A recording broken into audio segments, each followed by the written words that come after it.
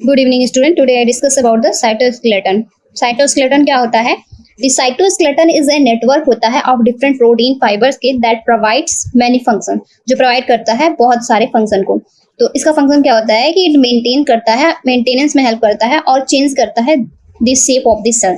Cell की जो shape होती है उसमें क्या करता है, चेंजेस करता है, एंड सेल को मेंटेन करने का काम भी कौन करता है? साइटोस्केलेटन करता है। ठीक है, तो साइटोस्केलेटन हमारा कैसा होता है? फिलामेंटस होता है। कैसा स्ट्रक्चर है?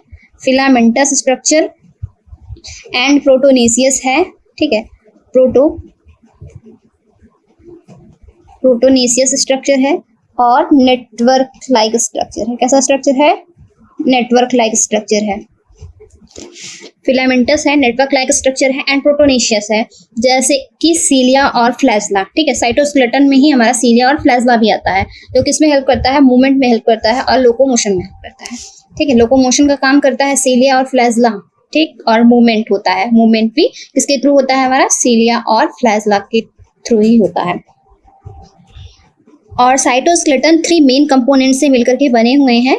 First is the microtubule, second is the microfilament and third is the intermediate filament. तो ये 3 मेन कंपोनेंट्स हैं हमारे किसके? साइटोस्केलेटन स्ट्रक्चर के।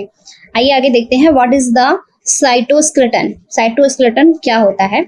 The cytoskeleton is composed of protein. सबसे पहले हम जानते हैं साइटोस्केलेटन किससे बना होता है? वो प्रोटीन से बना होता है।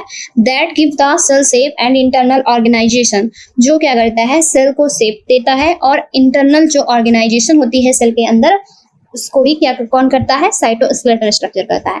साइटोस्केलेटन फिलामेंट्स इंक्लूड करता है माइक्रोट्यूब्यूल्स एंड एक्टिन फिलामेंट्स को। कंपोनेंट्स ऑफ साइटोस्केलेटन क्या होता है? The cytoskeleton of a cell is made up of microtubules, actin filaments and intermediate filaments. Cytoskeleton जो सेल है, सेल का जो साइटोस्केलेटन है वो बना हुआ है किससे? माइक्रोट्यूब्यूल से, एक्टिन फिलामेंट से, इंटरमीडिएट फिलामेंट से।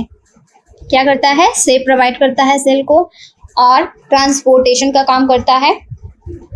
किसका काम करता है? ट्रांसपोर्टेशन का काम करता है।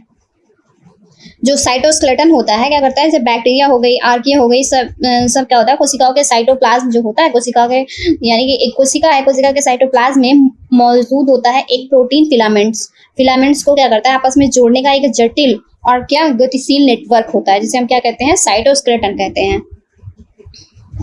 Microtubules and actin filaments and intermediate filaments, ये सब क्या है? ये कंपोनेंट है किसके? साइटोस्केलेटन स्ट्रक्चर के हमारे क्या है? कंपोनेंट्स हैं। आइए देखते हैं माइक्रोट्यूब्यूल्स क्या होता है। माइक्रोट्यूब्यूल्स की जो साइज होती है वो 25 सेंटीमीटर होती है। कितनी होती है? 25 सेंटीमीटर होती है। और जो माइक्रोट्यूब्यूल्स होता है ये मेजर कंपोनेंट होता है ऑफ द साइटोस्केलेटन का। कैसा कंपोनेंट होता है? Major component of the cytoskeleton. And microtubules जो है वो बनी होती है ट्यूबुलिन प्रोटीन की। किसकी बनी होती है? ट्यूबुलिन प्रोटीन की। ट्यूबुलिन प्रोटीन 2 टाइप्स के होते हैं, alpha tubulin and beta tubulin. Cell wall क्या होता है? अटैच्ड होता है और स्पिंडल फाइबर्स भी इसी के थ्रू बने हुए होते हैं। और इसका वर्क क्या होता है? Transport cell material outside of the cell wall. Cell material यानी जो मटेरियल है, सेल मटेरियल, उसका ट्रांसपोर्ट करता है सेल वॉल के बाहर।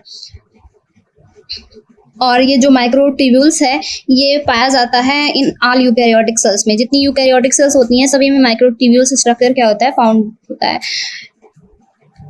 दे आर इन्वॉल्व होता है इन द माइटोसिस में, सेल की मोटिलिटी में, इंट्रासेलुलर ट्रांसपोर्ट में and maintenance of the cell shape में। तो माइक्रोट्यूब्यूल्स हो गया हमारा जो कि माइटोसिस में हेल्प करेगा, सेल की मोटिलिटी में, इंट्रासेलुलर ट्रांसपोर्ट में and maintenance of cell shape में। आगे देखते हैं माइक्रोफिलामेंट क्या होता है। माइक्रोफिलामेंट की साइज कितनी होती है? 5 to 7 सेंटीमीटर होती है। एंड माइक्रोफिलामेंट में क्या होता है? कॉन्ट्रैक्टाइल प्रोटीन प्रेजेंट होती है, एक्टिन। ठीक है, कॉन्ट्रैक्टाइल प्रोटीन एक्टिन होती है जो हेल्प करती है इन दी मसल कॉन्ट्रैक्शन में। मसल्स के कॉन्ट्रैक्शन में कौन हेल्प करता है? एक्टिन प्रोटीन हेल्प करता है। ये स्ट्रक्चर है, यहाँ क्या हो रहा है? एक्टिन प्रोटीन है जिसके थ्रू क्या हो रहा है? मसल्स का कॉन्ट्रैक्शन हो रहा है। तो द फंक्शनल रोल्स जो होते हैं फॉर माइक्रोफिलामेंट्स के वो इन्वॉल्व होते हैं in the cell membrane motility. किसमें? सेल मेम्ब्रेन की मोटिलिटी में, एंडो एंड एक्सोस, ठीक है, एंडो एंड एक्सोसाइटोसिस में, एंडो एंड एक्सोसाइटोसिस में, और सिक्रेशन में, किसमें हेल्प करते हैं, सिक्रेशन में, एंड वेस्कल्स ट्रांसफर, वेस्कल जो होता है वेस्कल स्ट्रक्चर के ट्रांसफर में भी कौन हेल्प करता है, माइक्रोफिलामेंट स्ट्रक्चर हेल्प करता है। तो माइक्रोफिलामेंट स्ट्रक्चर समझ में आ गया कि इसका साइज 5 to 7 सेंटीमीटर होता है लेंथ इसकी, और इसमें एक्टिन प्रोटीन प्रेजेंट होता है जो हेल्प करता है ना मसल के कॉन्ट्रैक्शन में, और सेल मोटिलिटी में हेल्प करता है। सेल की जो मेम्ब्रेन होती है, आउटर कवरिंग होती है, उसके मूवमेंट में भी ये क्या करता है, माइक्रोफिलामेंट हेल्प करता है। एक्सोसाइटोसिस की प्रोसेस होती है, सिक्रेशन होता है, वेस्कल्स का ट्रांसफर होता है, तो वो माइक्रोफिलामेंट के थ्रू होता है। अब इंटरमीडिएट फिलामेंट की देखते हैं आगे। इंटरमीडिएट फिलामेंट क्या होता है। इंटरमीडिएट फिलामेंट की जो साइज होती है 8 to 12 सेंटीमीटर होती है, एंड डायमीटर इंटरमीडिएट है, और जो इसमें न्यूक्लियस होता है वो बास्केट लाइक स्ट्रक्चर होता है। इंटरमीडिएट फिलामेंट्स मेजर जॉब होता है इज टू गिव करता है cell support and structure. Cell को क्या करता है, सपोर्ट प्रोवाइड करता है intermediate filament. Intermediate filaments are a permanent element होता है ऑफ द साइटोस्केलेटन का। इंटरमीडिएट क्या है, ये परमानेंट होता है। कैसा होता है, परमानेंट एलिमेंट है।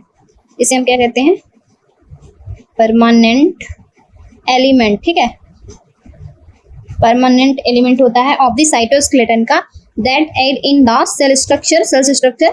दे आल्सो प्ले करता है a role in cell cohesion and extracellular matrix attachment, matrix से अटैचमेंट को शो करता है। तो ये फंक्शन हो गया किसका, इंटरमीडिएट फिलामेंट स्ट्रक्चर का।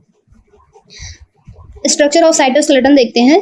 साइटोस्केलेटन स्ट्रक्चर देखिए, जो माइक्रोट्यूब्यूल्स होते हैं, माइक्रोट्यूब्यूल्स में 9 डबलेट्स प्रेजेंट होती हैं, 9 डबलेट्स ऑफ माइक्रोट्यूब्यूल्स प्रेजेंट होती हैं।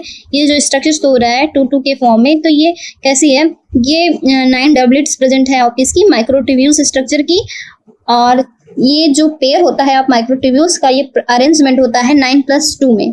ठीक है, 9+2 में अरेंजमेंट होता है इसका माइक्रोट्यूब्यूल्स का। क्यों होता है 9+2 में, क्योंकि ये टोटली कितना है, 9 है, और ये 2 में करके अरेंज्ड हुआ है, इसलिए इस अरेंजमेंट को क्या कहते हैं, 9+2 का अरेंजमेंट हुआ है। जैसे कि सीलिया स्ट्रक्चर है, सीलिया स्ट्रक्चर में भी 9+2 अरेंजमेंट होता है।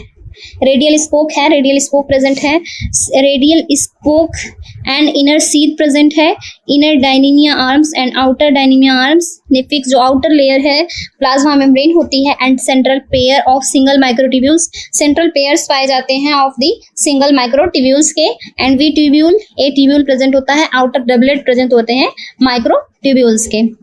तो जो कोर होता है, कोर जिसे हम क्या कहते हैं, कोर को एक्सोनीमा के नाम से जानते हैं। किसके नाम से जानते हैं, एक्सोनीमा के नाम से जानते हैं, और इसकी बॉडी को वेसल बॉडी या फिर ब्लेफेरोप्लास्ट के नाम से जानते हैं। किसके नाम से, ब्लेफेरोप्लास्ट के नाम से भी जानते हैं। तो ये स्ट्रक्चर हमारा किसका है, साइटोस्केलेटन का स्ट्रक्चर है, साइटोस्केलेटन या फिर सीलिया एंड फ्लैजला।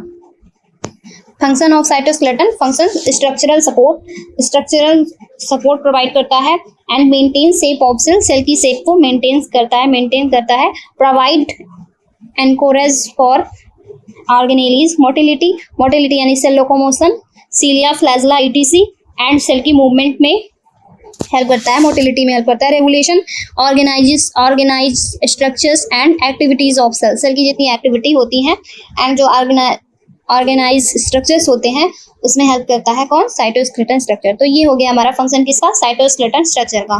तो फंक्शन हो गया, फंक्शन में स्ट्रक्चरल सपोर्ट प्रोवाइड करता है, मोटिलिटी करता है, एंड रेगुलेशन का भी काम करता है।